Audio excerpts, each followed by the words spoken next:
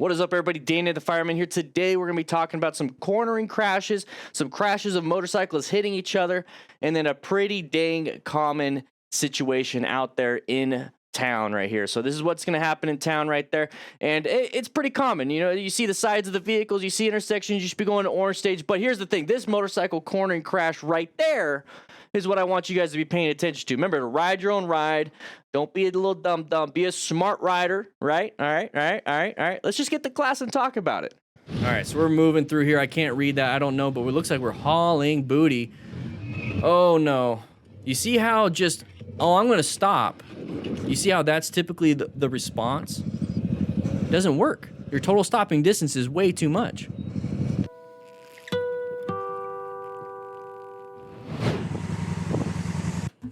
Was that the doorbell? All right, so we're gonna be riding through here. We're going pretty fast. I don't know what that says. If you're watching this on the rebroadcast, go ahead and type that in to Google Translate and post it in the comments. Say hi.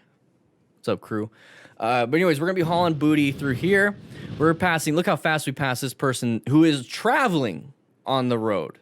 They're on the road, they're traveling. You see how fast we passed them? Let's take a quick look again. Okay, this person's traveling on the road. Look at us passing them. Easy. That means we're going pretty fast. All right, so now here's the thing with total stopping distance. The faster you go, the more braking distance you need. Also, your reaction is delayed in terms of if it takes you 1 second, 1 second at high speeds is a longer distance versus obviously 1 second at slow speeds. So if you're going fast, 1 second response is a massive amount of distance. You also have to react. Okay, so we have perception reaction. So you have to react. So you have to reach for that front brake. Overall, the faster you go, the more distance you need to stop in time. Okay, so when we see this and this person's hauling booty, and that's the moment we perceived, and here's the reaction, watch. So we reacted. Let's take a quick look. So he's not perceiving yet. So there you go. That's the moment he perceives. The moment that right hand lifts up. There you go. So he perceived, and now he's reacting. This is the reaction. So he's going to react. And as soon as he starts squeezing, that's the moment braking distance happens. Now, do we have enough braking distance between us and this person? Well, it's obvious we don't. We've already seen the video. So we definitely don't have enough total stopping distance. Now, in this situation, we hit a tiny little motorcycle in a big open road. So did we utilize the appropriate red stage maneuver? Probably not. Actually, no, we didn't. I was trying to say probably, but we didn't. We didn't use the appropriate maneuver. Now, what we could have done instead, especially if this person's not paying attention, just staying in that spot. They're in lane position 3. We could have easily just swerved around. We could have swerved this way. We can't see past the vehicle because of line of sight, but look, we could have swerved. We could have moved ourselves out of the way. We target fixated on the problem, which is that motorcyclist, and went straight for him. That's the biggest problem. Yeah, Diana, exactly. Target fixated and did nothing other than apply the brakes. Look at the road in front. We could have done anything else, and we wouldn't have had this situation, okay? So there's that impact.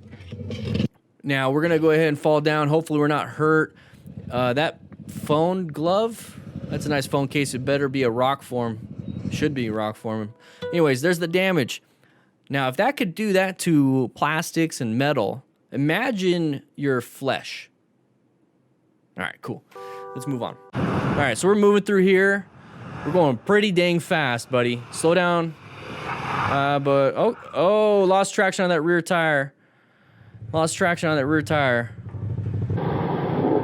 Oh, man. That's terrible. That sucks. So that right there looks like the low side. That's that rear tire sliding out from the behind. Thankfully, it wasn't a high side, and it just kind of fell over. All right, so we're going to be hauling ass through here. We're going 125. Somebody write it in the comments. What is it?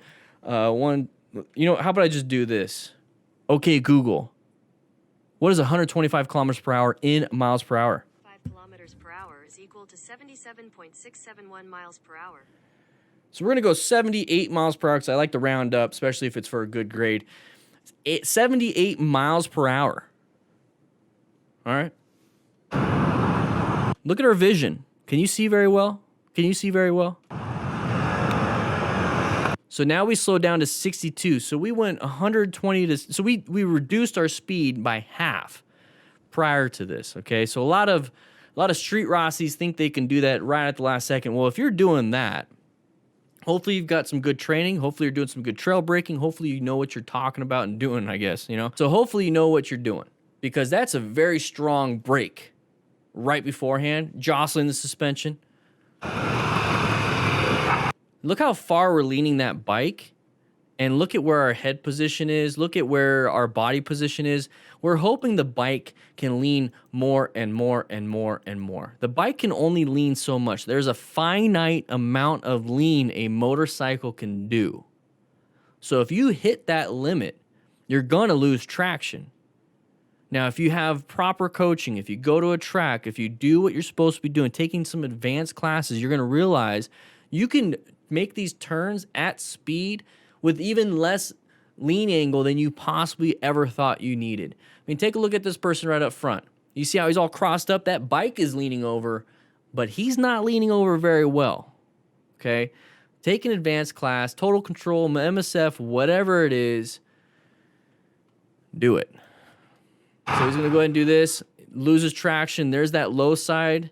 So you notice how the handlebars are kind of twisted compared to the body of the bike. That means that rear tire is sliding out towards the outside. Okay, the handlebars are looking forward, but the bike is like, no, I'm gonna keep going.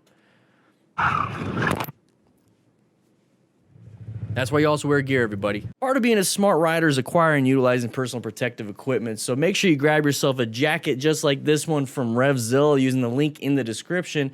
It's an affiliate link. It helps me out. No extra cost to you. Plus, it lets Revzilla know that the DDiffin crew is pretty badass and they actually grab some gear. Anyways, click that link. I'll see you soon. Side of the vehicle right there. Be very careful. Maybe adjust to the different lane. Great job on the braking. Sounds like his front brakes are attached to his horn. He did it at the same time. That was interesting. There's a duck somewhere. Another one. Where's this duck? All right, so we talk about side of the vehicle all the time. Once again, this is what I use my phone on my handlebar mount, using the link in the description for a rock form mount. This is RAM mount, not as good because you have to do this little thing right here. Anyways, I use this for this reason right here. You have GPS. It's like a video game UI. It lets me know when a turn's coming up. It lets me know when cross streets are coming up. It lets me know things, and I really like doing that. So he's going 42. That's good to note real quick. So we got that side of the vehicle already. Side of the vehicle, they're going. We don't know if they're going to come out. Now take a quick look. The line of sight for that vehicle coming out is kind of obstructed with this fence. It's a little screwy. All of a sudden, this person's going to come out, like us, we're going to come out. It's because we're a motorcyclist. It's going to surprise them. They're not going to see us. So we're going to get going through here. Now, what I would have done, even though I want to turn left or go straight, I would have just went into the next lane. And if this person still wanted to go into that lane, I was at least in a better position for safety. It allowed me to give a nice little space cushion, apply some progressive brake pressure. Now, here's the thing. That person didn't stop. Applied that brake pressure, did a good job. He's not going to get into a dangerous spot. Now, remember, all we have to do is slow down enough, and then if we had to, we can swerve. If this person stayed in this lane like this, we can swerve into the right lane. Now, this person decided to go all the way right, so all we had to do was slow down, slow down, slow down, and then possibly get into a better position, okay? So the whole point is you have to seek out and recognize these situations first, and then utilize the appropriate response, which is going to be braking or swerving and braking, or a combination of.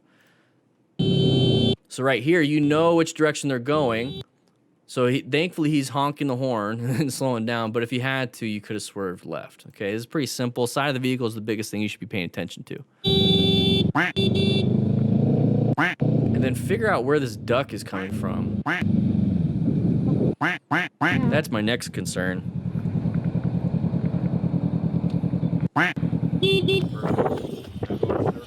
Circle.